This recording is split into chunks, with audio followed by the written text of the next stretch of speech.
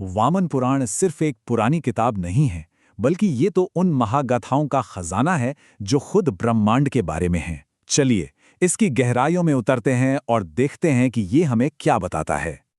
तो पहला और सबसे बड़ा सवाल, आखिर वो कौन सी शक्ति है, वो क्या है जो इस पूरी कायनात को, इस पूरे ब्रह्मांड को एक संतुलन में बनाए रखती है।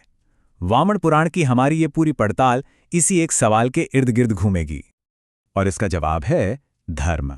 अब देखिए, यहां धर्म का मतलब सिर्फ अच्छा काम या पूजा पाठ नहीं है।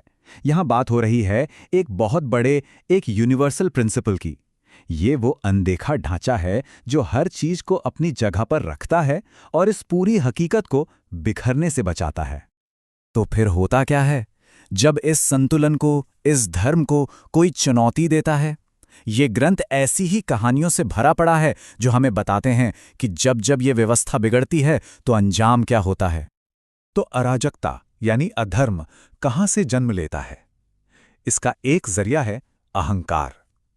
और इसे समझने के लिए एक कहानी देखते हैं, एक अभिमानी राजा की। ये कहानी है राजा दक्ष की, जो वामन पुराण के दूसरे अध्याय से है। देखिए, दक्ष बहुत शक्तिशाली थे और उतने ही अभिमानी भी। उन्होंने एक बहुत बड़ा यज्ञ रखा, एक ऐसा पवित्र अनुष्ठान जो देवताओं के सम्मान में होता है। लेकिन उन्होंने जानबूझकर भगवान शिव का अपमान किया, उन्हें बुलाया ही नहीं।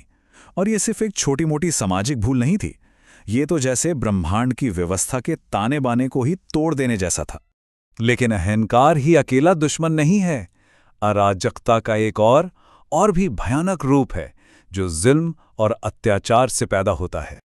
और इसका सबसे बड़ा उदाहरण है महिषासुर, एक ऐसा असुर जिसने स्वर्ग पर कब्जा कर लिया, देवताओं के सारे अधिकार छीन लिए और उन्हें दरबदर कर दिया। सोचिए, उसकी मंशा क्या थी? देवताओं की रोशनी को हमेशा के लिए खत्म करके पूरी दुनिया को, पूरे ब्रह्मांड को घने अंधेरे में डुबो देना। तो अब हमारे सामने धर्म के लिए दो बिल्कुल अलग तरह के खतरे हैं। एक तरफ है राजा दक्ष का अहंकार, जो अंदर से पैदा होता है और समाज को तोड़ने का दम रखता है। और दूसरी तरफ है महिषासुर का अत्याचार, एक बाहरी शक्ति जो पूरे ब्रह्मांड को ही खत्म कर सकती है। यहीं से दिव्य शक्ति के दखल की जमीन तैयार होती है। और वामन पुराण हमें यही दिखाता है कि हर एक्शन का एक रिएक्शन होता है।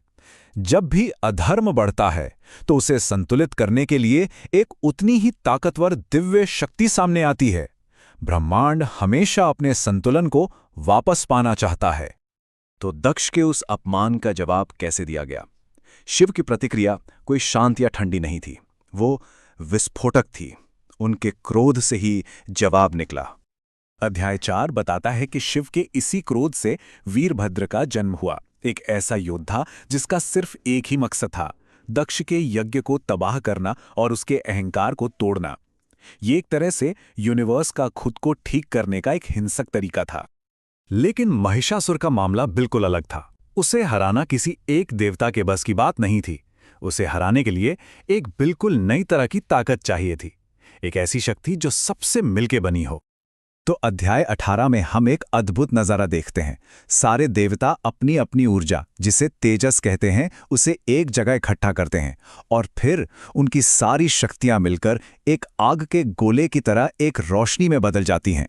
और उसी दिव्य रोशनी से जन्म होता है योद्धा देवी कात्यायनी का, जो सभी देवताओं की मिलीजुली इच्छा शक्ति का प्रतीक थी। लेकिन ये जो धर्म और अधर्म की लड़ाई है, ये सिर्फ स्वर्ग और पाताल में देवताओं और असुरों के बीच ही नहीं लड़ी जाती। वामन पुराण हमें ये भी दिखाता है कि ये जंग हर इंसान के अपने स्तर पर, हमारे अंदर भी चलती रहती है। हाँ, धर्म और अधर्म के ये सिद्धांत सिर्फ पुरानी कहानियों के लिए नहीं है, ये असल में इंसानी जिंदगी के लिए एक गाइड की तरह है। ये वो लड़ाई है जो हर इंसान अपने अंदर लड़ता है। तो सवाल ये है कि कोई धर्म के रास्ते पर कैसे चले?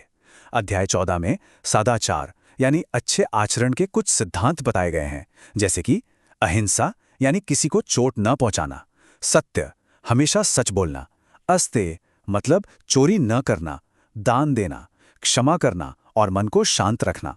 ये सब वो तरीके हैं जिनसे हम अपनी रोजमर्रा की जिंदगी में धर्म को जी सकते हैं। और अगर कोई अधर्म का रास्ता चुने तो उसका नतीजा क्या होता है?